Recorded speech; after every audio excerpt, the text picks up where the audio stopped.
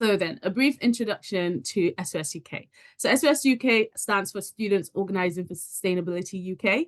And we're a charity that launched officially, should I say, in 2019. We were part of the NUS family with 550 student union members representing 7 million students. Now, SOS UK engages, inspires, and empowers students to lead on sustainability. So ours is a long-term investment in education today for a better future tomorrow. Now, our mission is to get more students leading on, learning about, and just working towards sustainability and embedding sustainability in all types of education, right from earliest through to adult learning, and making sustainability more inclusive for everyone. So learning never stops. Learning is lifelong. We believe strongly in that. And so embedding sustainability through all forms and levels of learning is really important to us. And it just forms our whole theory of change, really, to just get more students leading on, learning about sustainability and being empowered to take action for that. And we do lots of work across different ranges and levels of education, nurseries, primary schools, universities, extracurricular, volunteering opportunities, just lots of work. And we just work on embedding sustainability into all those things. So what is the SDG Teach In? What's it all about? So essentially, the SDG Teach In is going to be that for the entire month of March this year, lifelong and workplace learning facilitators, teaching staff in universities, colleges, schools, staff in informal education settings, be that youth groups or scouts, anything that anybody is able to learn from, can pledge to include the UN SDG goals into their training, teaching, learning, assessment, or development work. And essentially the campaign launched to, I guess, propel and allow kind of an entry point for people who really want to know how to bring sustainability into their context, into their field, and just allow them an opportunity to have something they can do to start that, or to get to that start line. And then we just provide the resources to kind of encourage them to do that. And that creates change at all different levels, because so many different forms of education and levels of education can take part in the SDG teaching, and we can create change across all those levels. So, you know, here and now through education, we can use campuses, they can be sites of demonstration for what society can be. So being able to encourage students within those contexts to take part in the, movement towards a more sustainable world is really important, and harnessing that power that students and staff have to create positive change is something that's really important. So when we talk about education, we're looking at both formal and informal education. So it doesn't have to be just in a school or university setting. And really, it's just, as I said, a gateway, an entry point into engaging with sustainability that is accessible for everyone. It doesn't mean you have to redesign an entire curriculum, there's no kind of bureaucracy involved. It's just something everyone that can kind of take part in and really enjoy, and hopefully it can spark an inspiration to do more, to go further, as we'll be encouraging people to do this year. So why do we deliver the SDG teachers? I've touched on that a little bit, but according to the SOS UK 2020 to 2021 Sustainability Skills Survey, 91% of participants say they agree that their place of study should actively incorporate and promote sustainable development. And 84% would like to see sustainable development actively incorporated and promoted through all their courses. So not just environmental specific courses. 66% of students say that sustainable development is something they would like to learn more about. So it means there's a demand for this, and we are creating the supply that's needed to meet that demand. And aside from believing that education plays a principal role in realizing a sustainable world, this survey also shows that there's the interest to learn, there's the hunger there to learn, and that if that is there, then students should be provided with that opportunity, and that can be students in all walks of life. So we're going to start just with a little Slido activity, which you can take part in by scanning this QR code or heading over to slido.com and typing in this number 1382236. So the question we're just answering is, why is education for sustainable development and environmental learning important for everyone? Why is it important for us to learn about the environment, for people to learn about sustainability and sustainable development? And I just want to hear your thoughts really quickly on that. So yeah, just give everyone a couple of minutes to fill that out.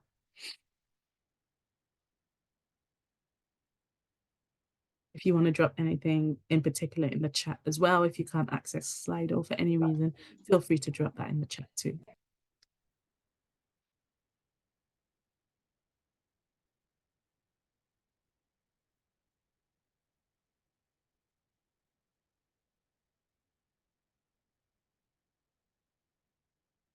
Can see lots of people typing, so that's encouraging. Shall wait to be flooded with a bunch of answers.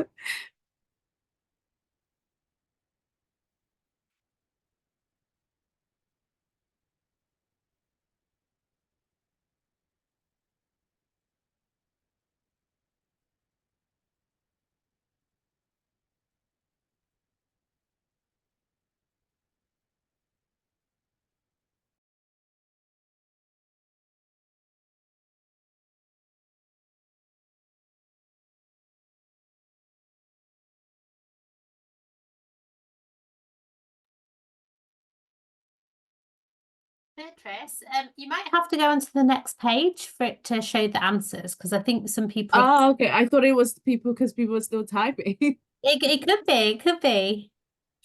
I know I put an answer in and my answer hasn't come up yet. Okay, look at me. Oh, good. Whoop, whoop. There we go. There we go. Lots of answers. Every day's a school day. Exactly. Lifelong learning. So great. Lots of answers here. So it is our now and our future. Excellent. Yeah, I love that.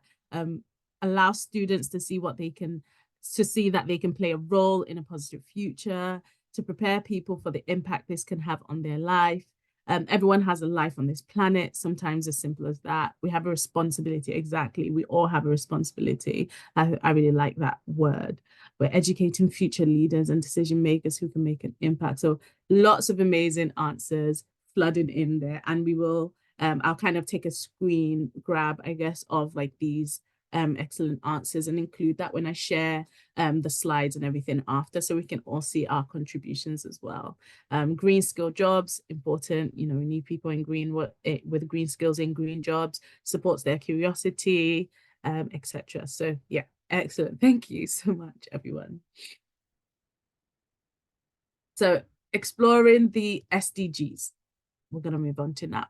What are the SDGs? Many of you might already know, but for those that don't, the SDGs stand for the Sustainable Development Goals, and they're a set of 17 universal goals, targets, and indicators that all UN member states will be expected to use to frame agendas and political policies from 2015 to 2030 about a sustainable future, essentially. So they're quite specific targets, and they're underpinned by 169 more specific targets, which are then kind of underpinned by about over 230 measurable indicators. So they just essentially outline a broad set of international objectives that are created to encourage countries to participate in, to kind of ratify in order to create a more sustainable future for everyone. So that's kind of the framework of it. And I think one of the key things you can kind of summarize it to be is that it's a framework to try and eliminate poverty and act on climate change to create a more just and sustainable future for all.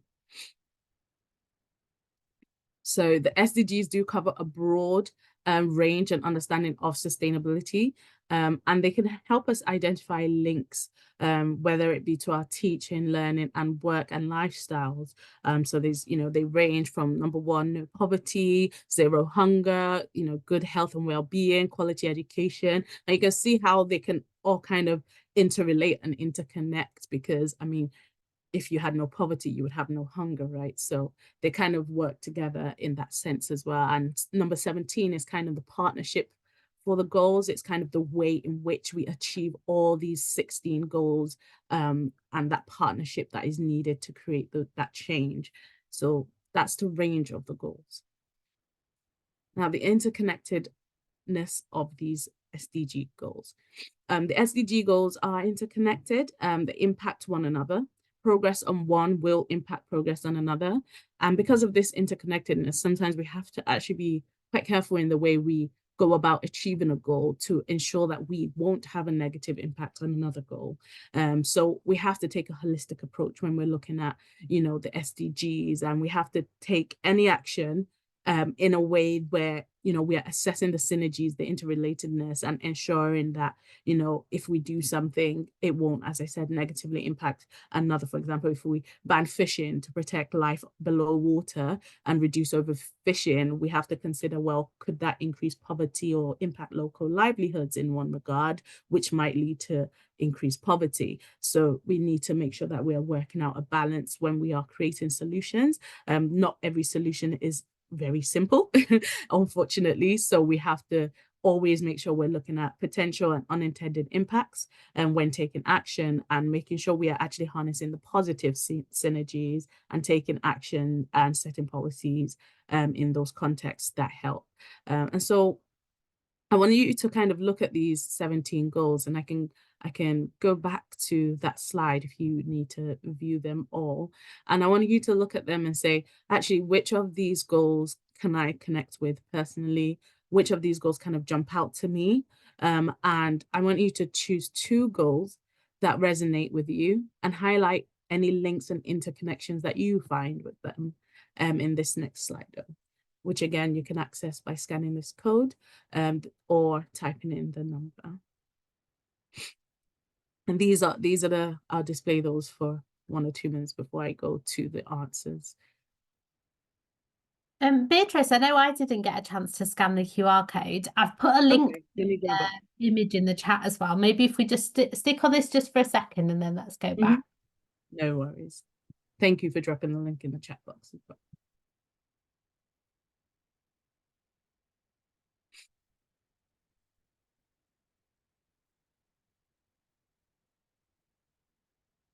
Okay, I can see lots of people typing, so I guess you've gotten a picture of these goals.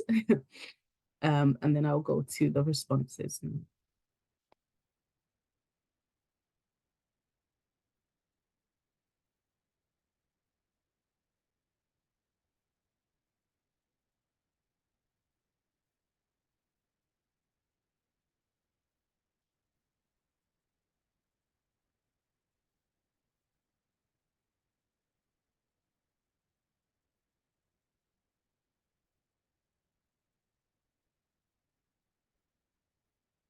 Gender equality and education definitely go somewhat hand in hand, really. No poverty. Climate change and poverty. Climate change causes crop failure, which causes poverty, causes migration, which can cause more poverty. Exactly. Life on land and no poverty resonate with me, as nature is so important, yet impacted by agriculture in many ways. Life below water and gender equality. Oh, that's an interesting one. I'd love to know what link you drew out from that. Patient specialist, and I'm teaching around this as well. Nice. Responsible consumption and production and life on land. Yes, I love that link. How we buy is made in a linear fashion and needs a circulation economy process to reduce pollution and waste, contamination, and reducing emission. Exactly. Excellent. So yeah, lots of links being drawn there, and really excellent to see. Thank you everyone for your contributions. Okay, so why the SDGs? Why have we decided to kind of create the SDG Teach-In or continue with it? So the SDGs demonstrate the links between social, the environmental, and the economic challenges, right? They serve as an effective conversation starter and should help people to identify how sustainability is related to whether it be their interests, their work, their lifestyle, their studies. And it's important for us to highlight that it's necessary to critically engage with the SDGs and also try to understand perhaps what has been left out or what type of future they can create if they are all achieved by all countries, for example. So sustainability, you can kind of say, falls within or across all three spheres. It comes under the economic, the social, the environmental, and even to a large extent, the political spheres that society operates within. So the 17 goals alone will likely not go far enough to create a better future, but they are a start. And we hope that through the SDG Teach-In, educators and learners will be able to identify how you can contribute to solving some of the world's greatest challenges, and how you can encourage other young people or other colleagues, for example, to be part of that change that we need to see, because we need everybody to do it in order for it to be effective. They say little drops make an ocean. So every person, makes an impact, is counting towards this future we want to see. So looking back to the 2023 SDG Teach-In, who took part and what the impact was. The 2023 campaign had the biggest reach ever seen with the SDG Teach-In so far. We saw the highest number of educators taking part, with 1,284 was our final total, I believe. And that was really, really encouraging and really great to see.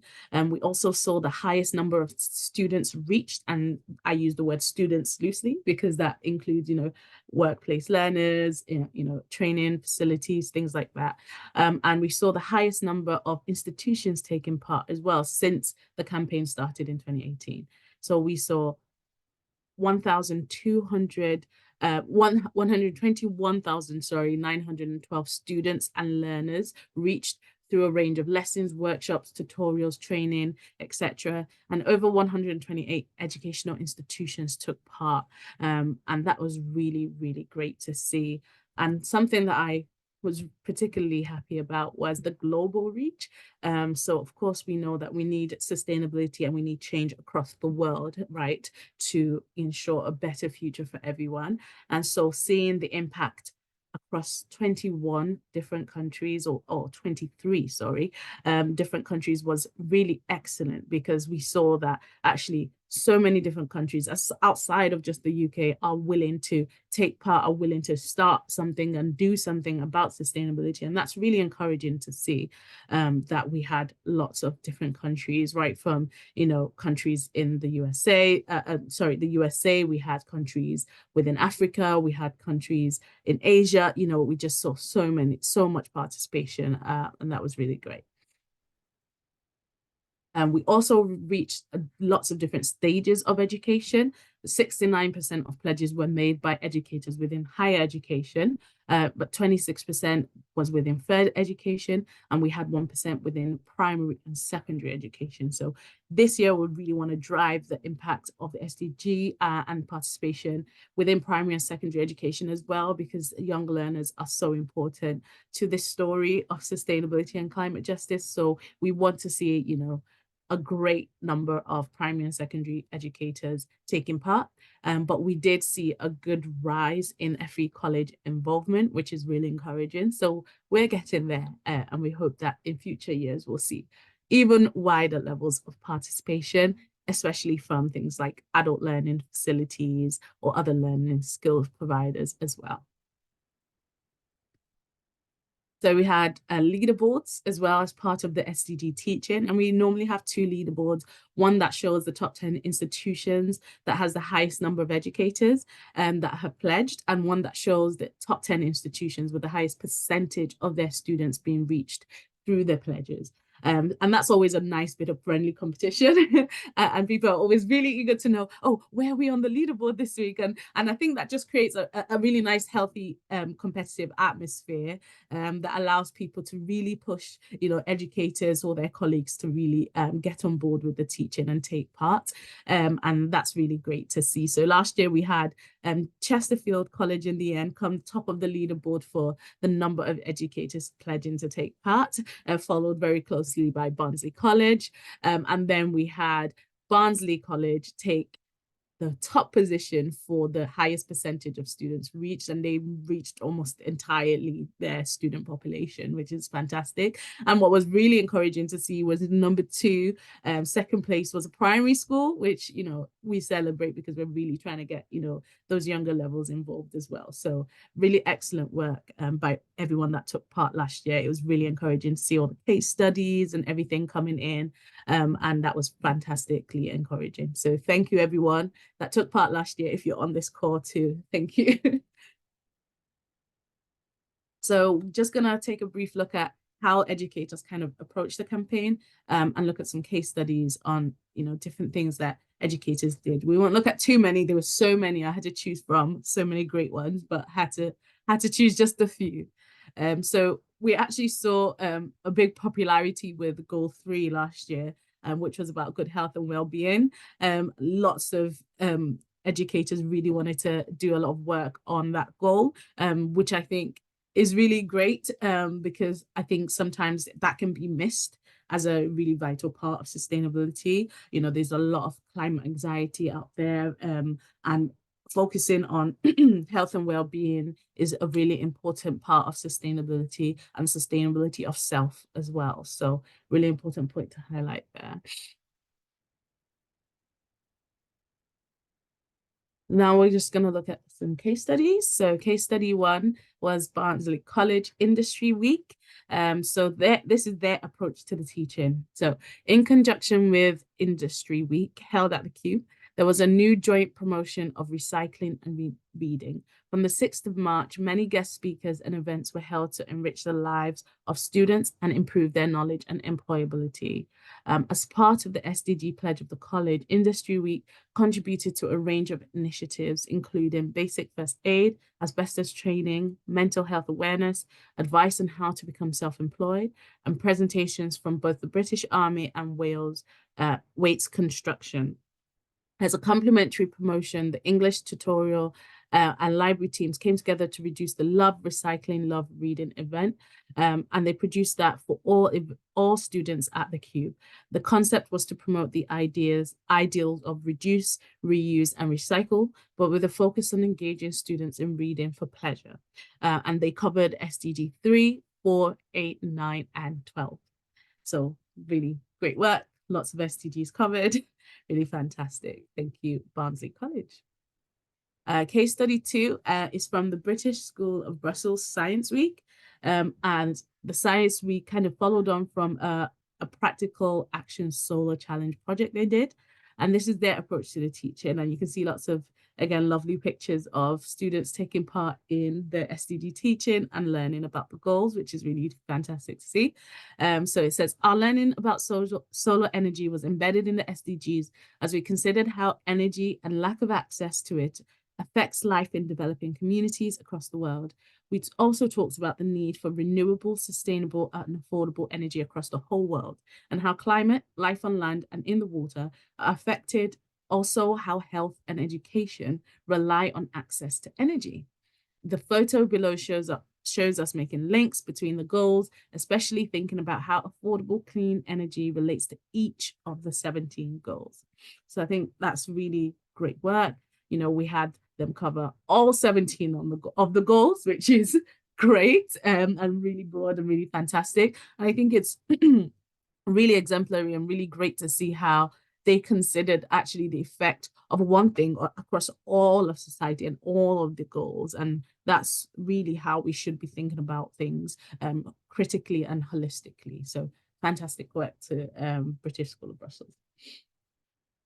Case study 3 is from Chesterfield College, from their sustainability exhibition fair. And this is their approach to the teaching. So students from all over the college worked together to develop some amazing projects such as repaired mobility scooters, rainwater harvesting, and materials developed to educate children about looking after the environment and hedgehogs. So really great. That was led by Jonathan Price, which I think is really fantastic work. And one of the quotes is, I was so impressed by their enthusiasm and how they presented their projects. Absolutely fantastic idea by the college. And they covered quite a big range of the SDGs as well. Number 1, 2, 3, 4, 6, 7, 10, 11, 12, 13, 14, and 15. Lots of goals included in that work. And I love that this was so practical and allowed the students to actually build really, really great skills, green skills that they can take forward and take into their future.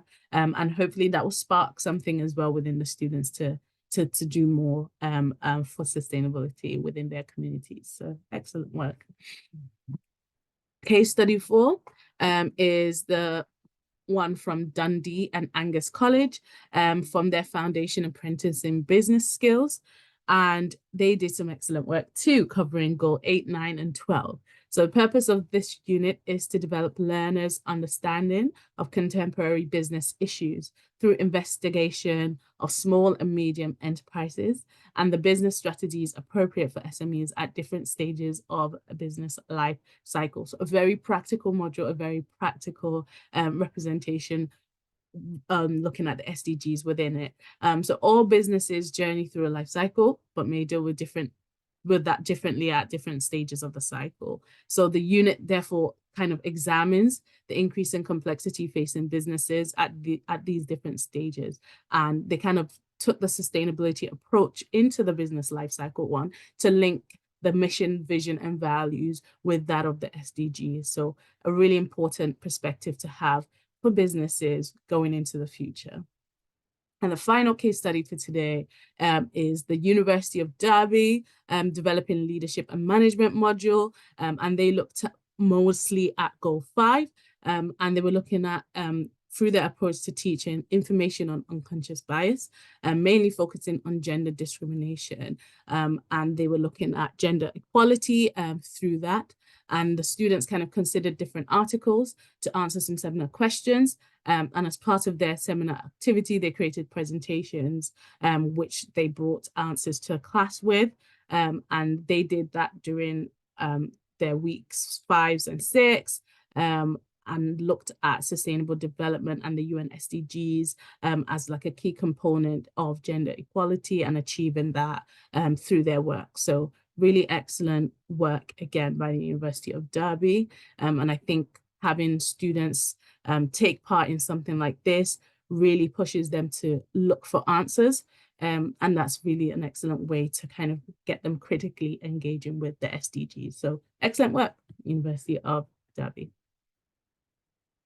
Now, I'm just going to read a quote from one of the student sustainability officers at UK University.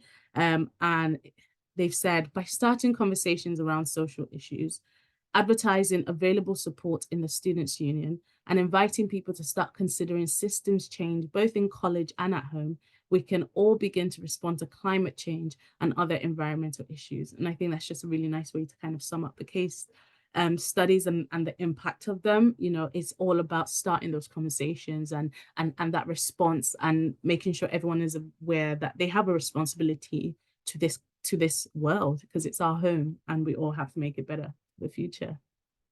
So now into SDG Teaching for 2024.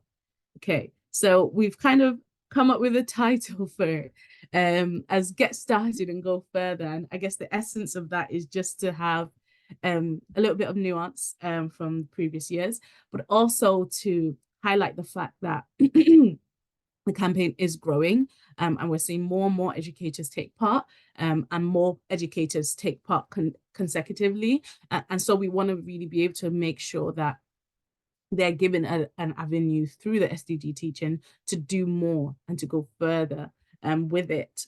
So that's kind of the focus of the new name title for this year. So where can I incorporate the SDGs? Especially if this is the first time you're taking part, you might still be a bit unsure on how you can kind of draw that into your work, but there's lots of ways you can do that. You don't have to redesign the curricula. You know, you can do lots of work around maybe case studies within your teaching and learning. You can organize a debate, for example, or a discussion within your lesson or within your class or within your training. Encouraging that discussion is really important. It could be through group work that you set a task for students to come back to you on. That group work could even be as part of CPD within training or within a workplace. You could also show different forms of stimulation, such as films, plays, or encourage students to read a book, short book, events. You could have an event at your workplace or in your institution around the SDGs, or as I said earlier, with CPD sessions. So you can do this and draw links through so many different ways of your work. For example, with case studies, if you're studying law, for example, you're kind of teaching law, you can use an example of, for example, you can use an example of labor injustice and link that to, good work and economic growth, or even, there's current cases with people and communities having sued governments for not taking climate action. So that could be a focus for your law class. And there's also a very interesting Pay to Pollute campaign that took the UK government to court not too long ago. So just as a brief example of case studies that could be, used. So this year, during the teaching month, we're also going to have 4 kind of themes over the 4 weeks of the teaching.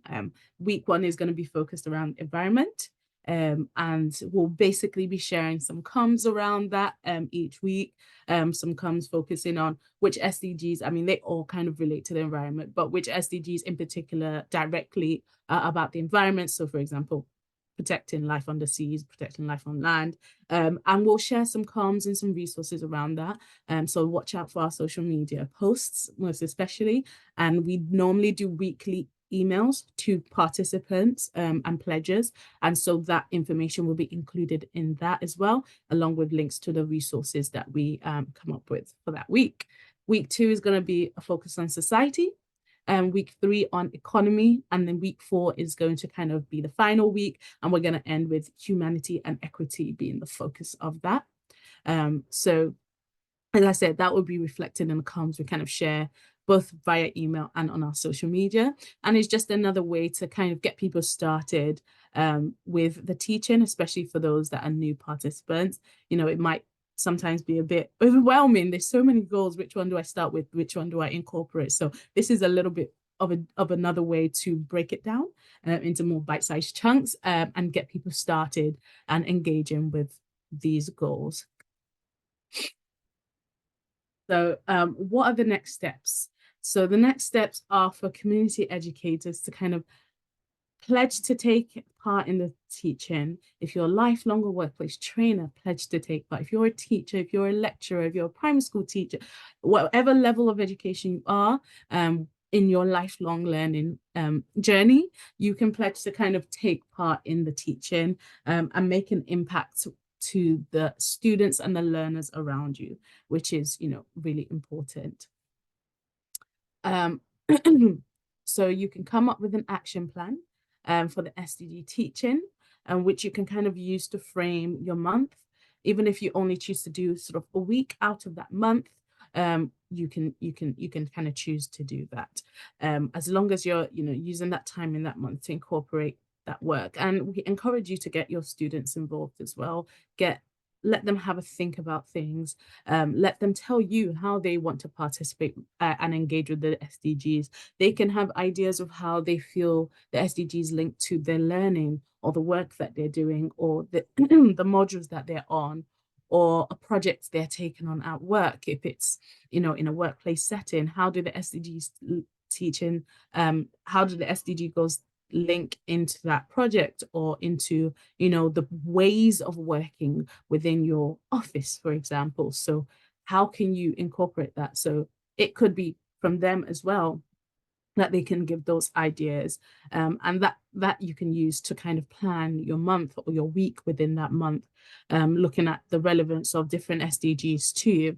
So how can you embed, again, relevant SDGs through things like quizzes, documentary research, training sessions, team exercises, discussions, etc., case studies, as we mentioned before. Just a couple more examples there. Michelle, I see you smiling. Did you have something to add to that? No? Okay. And again, if you're a student, make sure you share with educators around you to take part, to pledge. There's a comms pack as well, which can go out in the emails that students who, if you're on the call, you can use to encourage your workplace trainer, your CPD session organizer, your lecturer, whoever it may be, to take part in this teaching and embed the SDGs into your ways of working or into your course or your program or your module again.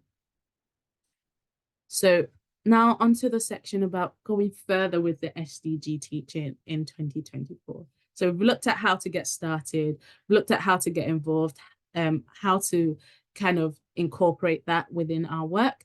Let's look at how to go further, particularly for participants who have done this before or have done this a few times and are looking for a way to kind of take it that step further. So one thing you can really do to kind of go further with the teaching is to make sure you're embedding the SDGs or sustainability fully into your work. So whether that be in an education setting, looking at the formal curriculum, as well as the informal curriculum and the subliminal curriculum. I'll just briefly go through what these are. So formal curriculum is not the only space in education institutions where students can, learn from. We also influence other learning spheres that you can see displayed. So we have to consider the different curricula you contribute to at your institution or within your role. So formal could be formal instruction, assessments, learning objectives, for example. You don't need to redesign that necessarily. It can just be the culture and values that students can identify through that work. How can you kind of position that with the SDGs in mind? So looking at the informal curriculum, for example, you can have critical elements of that that students can say, okay, this is something we participate in our school that's not necessarily a part of the teaching or the formal curriculum, and how can you incorporate the SDGs or the teaching within that structure, within that sphere. So that's also something you can do. There's also the subliminal curriculum, so the learning by osmosis. Students experience things within the way the school works, for example, the way the institution works, and they're exposed to different parts of the institution in that perspective. So it could be, incorporated into the ways of working, the way the institution is run. So if you are looking at equality as part of the SDG teaching, if you're looking at the equality goal, how is that reflected in the way the university, for example, works? How is that incorporated in the way your workplace works? So it's really about going further to look critically about how you can incorporate the teaching or the SDGs into kind of those deeper levels of the way things work, the culture and the value systems, for example.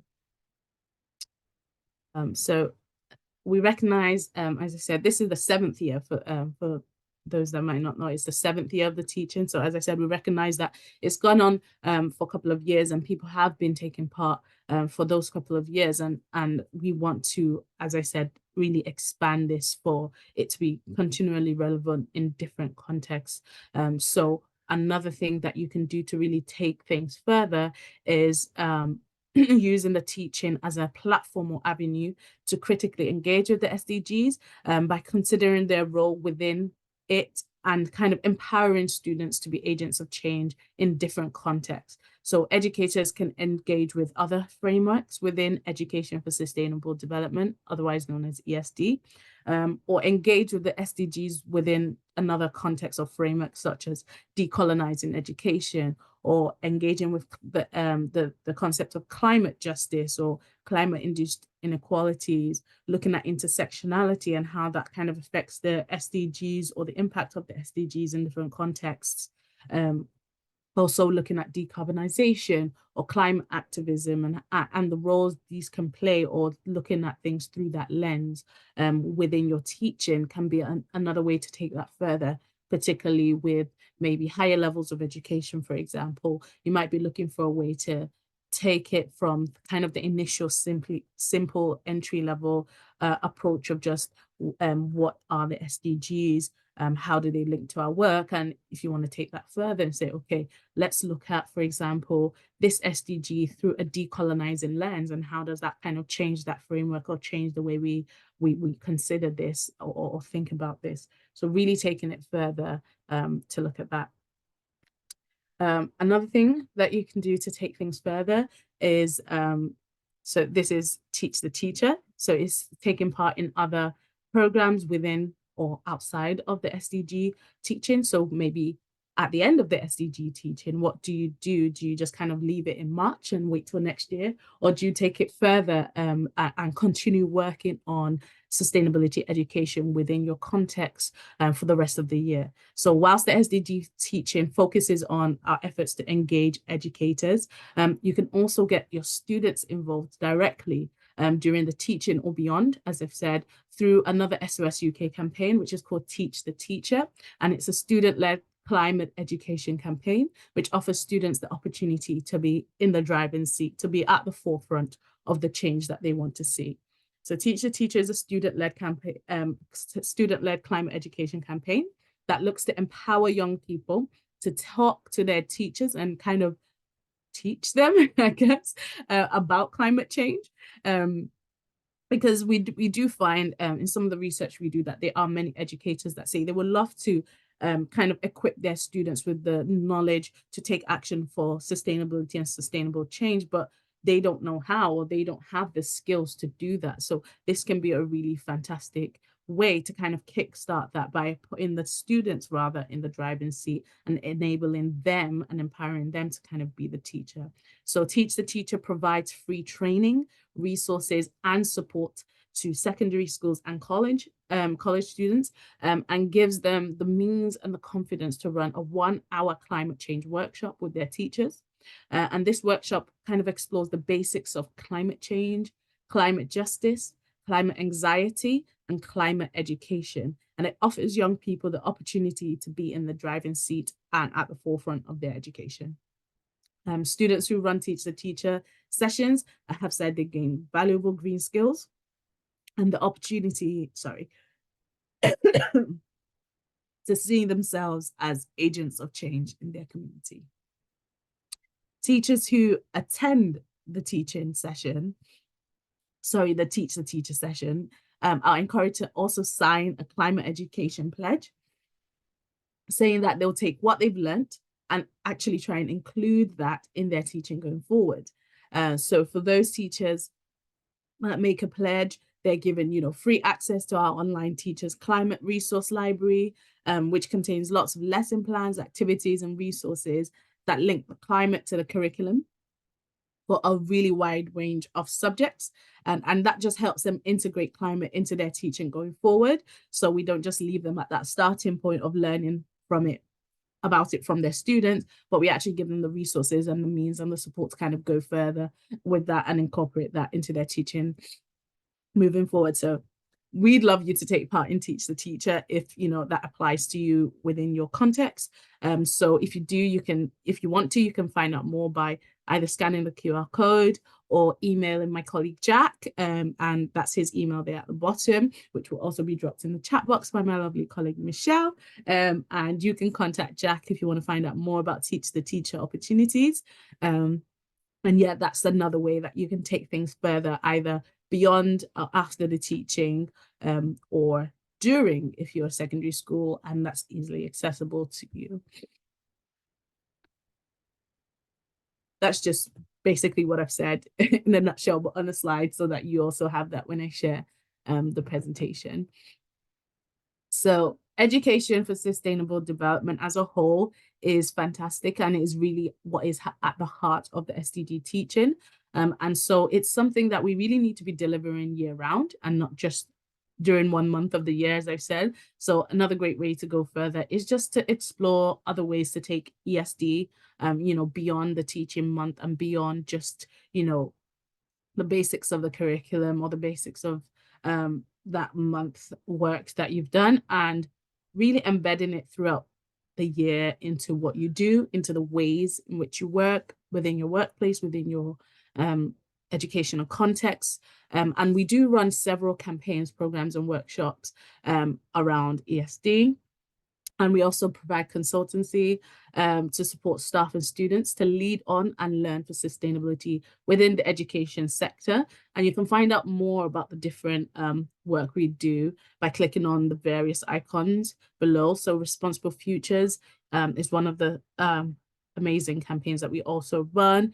Teach the Future, similar to Teach the Teacher, and Learning Academy, which is a hub of learning and development. And we provide a range of opportunities that are designed to kind of deliver different education and sustainability, whether it be webinars, resources, whatever it be, that are bespoke to what you require. So if you do want to discuss like any additional support or any of these that you can take part in beyond the teaching, just contact us on hello@sosuk.org, which is another email that will be dropped in the chat box. And you can find out more about just what these campaigns and programs are about through our website as well, or as I said, by clicking on the icons, just to get an idea of the different things we do and what you can do to take things further with ESD in your institution.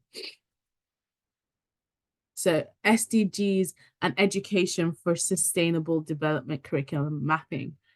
It's a mouthful, but it's another one that we offer at SOS UK. And it's a really, really great support package that enables students themselves to map the SDGs across all their modules and courses within the formal curriculum. And it's done through this student-led audit. And what this means is that actually it's recognizing that there may be already pockets of good practice. They may be already work that we do that links the, SDGs to our learning. So why not actually kind of formalize that and see where those links already exist and where they can be brought in.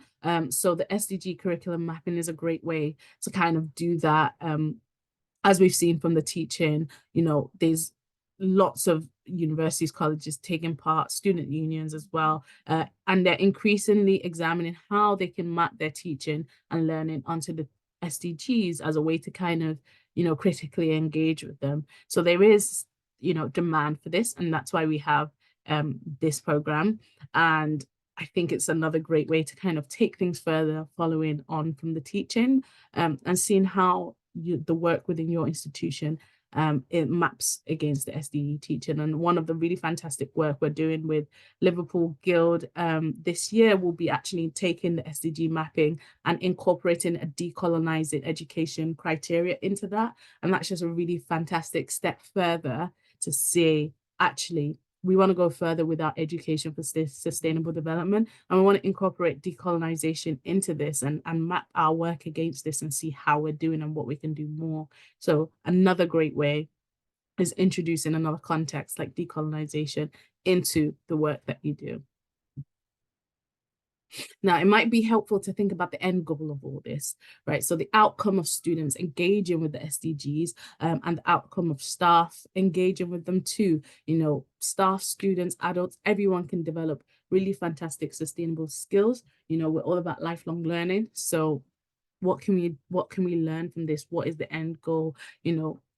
Considering ethical issues that are linked to your workplace or your course or your subject, looking into the causes of inequality in the world, thinking critically about the information you're presented. You don't just take things as at face value. You learn those critical skills by engaging with the SDG teaching, understanding how to create change and being empowered to do that, and challenging the way we do things, the way we're used to doing things already, and looking at a new way to do that in the future. So there's loads of complex skills that students, staff, and adults alike can all develop by taking part in the SDG teaching. So I think that's just a fantastic and key thing to highlight, and many more skills as well that are not necessarily included in all this. That will be particular to the context to which you kind of bring the SDG goals into what you do. So what can I do next now? We're getting to the end of this here. So apologies that you've heard my voice for this long. All you have to do now, if I've convinced you enough, but yeah, it's pledge to take part in the SDG teaching. And of course, it's completely free. Doesn't cost anything, and there's lots of resources available to help you in that journey of participating. If you pledge to take part in the SDG teaching, You just need to incorporate, you know, the SDGs, whether it be into your training, your learning, teaching, assessment, into an event, whatever it is that you are taking part in, you can incorporate the SDG teaching into that. And that's all that's required for the pledge. We'll also love you to encourage your colleagues to take part. Particularly if you want to come top of the leaderboard, you know, you need lots of people in your workplace or your institution to be part of this. So it's a great way to get more support. And we will be sharing a comms pack that has email templates and graphics that you can share on social media to tell everyone you're pledging and encourage others within your network to pledge as well. And we will also be inviting participants to share their experience with a case study at the end of the campaign. So we'll send over some information about that at the end, and it will be a chance for you to show how you've pledged, what you've done, and that can be a really great resource for somebody else who's trying to participate in it in another year, and they can see how they would like to take part and an example of what they can do. So departments, offices, workplaces, institutions, primary schools, whatever level you're at of learning, you can take part. So finally, we're just going to have a question, which seems to not be coming up. But anyway, I had a slide saying questions. So imagine that the slide is there. I think somebody has accidentally filled out the wrong poll there on Slido, but it was just a poll to throw in any questions you had at this stage. If you would rather unmute, that's welcomed as well. If you would like to drop it in the chat box, that's welcomed as well. But yes, if you have any questions or contributions at this stage, that would be really welcomed. And you can either raise your hand or you can just unmute and speak, and we can just learn together.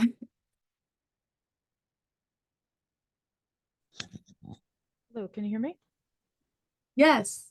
Hi, thank you guys for this wonderful presentation. I just have a question, just to kind of think about some creative ideas of how to implement some of these SDGs into our curriculum for the month of March. Do you guys have some examples you can share? I see you've got case studies, but I'm wondering if there's any other things that kind of help spark thinking about how to do it. Yeah, so there's a resource bank on our website, which I think Michelle might be able to drop a link to now. And that's got lots of great resources, including examples of what people have done to incorporate the SDG teaching and the SDG goals into their work during the teaching, and also like specific examples on drawing from the curriculum as well. So that's all within our resource page. Just to say as well, we've got a resource. It's quite old now, but it might be quite nice to have a look at, called the A to Z of sustainability, which is courses from A to Z. So like A is like architecture, Z might be like zoology, and examples of how sustainability has been fitted into those different disciplines. So that could be, although it's a little bit old now, it was created about 7 years ago. It might be a nice resource to look at to get a bit of inspiration. Yeah, Great, and you. if you look through those resources, I believe that's linked on that resource page, isn't it, Michelle? Yeah, so if you look through that and you still like stuck with ideas or you're still not sure in your particular context, the best way to go about it, feel free to drop me an email as well, and we can kind of take it from there. I have a question. I've never taken part in this before. So when you show the leaderboard and things like that, how do we record the number of students that we've reached? Yeah, so excellent question. So essentially, when you fill out the pledge form, there will be a question that asks how many students you estimate you will be able to reach with your work on the teaching. So it could be, for example, are you a teacher? I'm not, no, but I'm hoping to get the teaching staff to pledge. Okay, great. So for example, it could be the teaching staff, when they fill out the form, they could say, okay, I teach 7 classes a week with 30 students in all 7 classes. So they multiply that and say, yeah, so this is the amount of students I estimate I'm going to reach within the teaching. So it's just based on essentially, or if they're doing an assembly, for example, I don't know, do they do assemblies anymore? I feel so old, but if they're doing an assembly and they're going to speak about the SDG goals, and within the assembly and there's 2,000 students, you know, that's a reach of 2,000, you know, students that have kind of engaged with that work. So yeah, something like that. And if I did any work with the student union reps, obviously I wouldn't be teaching them, but would I count those ones? Yeah. Yes. So anyone that's learning or engaging with the work counts. Yeah. Brilliant. I really like the idea of the curriculum mapping that's the student-led audit. Yeah. Is there a cost to that, or is that free? Yeah, so there's a cost to that one. But we can send like a more specific email with cost outlines. If you want to follow up with it, I can follow up with an email to you. And I actually also manage that project for some of our institutions that participate along with other colleagues. So, you know, we'd love to take part if you wanted to take part in that. We've mostly done it with higher institutions, but I know we've done it with 1 or 2 FE colleges as well. So yeah, it would be really great to get more participation on that level as well. Thank you. You're welcome. Anyone else? No? Speak now, forever hold your peace. Okay, great. Thank you. Well, if you do think of any other questions, please feel free to drop me an email at beatrice.onoma@sos.uk.org. We also have, you know, a recently posted article on the SDG Teach In, which you can check out through the link here on this slide. And you can learn more about the SDG Teach In by visiting our page at SOS UK /SDG Teach In. And you can find out lots of information there too, and any contact information will also be listed there. So please feel free to share your experience on social media using our hashtag SDG Teach In, and when you do participate and share things leading up to and also during the teaching, and it would be great to see those and respond to those online as well. Well, that's all from me. So unless Michelle, you had anything to add? No, that's everything. Yeah, thank you. A huge thank you on behalf of everybody that stuck with us, Beatrice. Yeah. Great job. Great. Thank you so much, everyone, for participating and joining today. And we hope to see your pledges roll in. Thank you. Bye.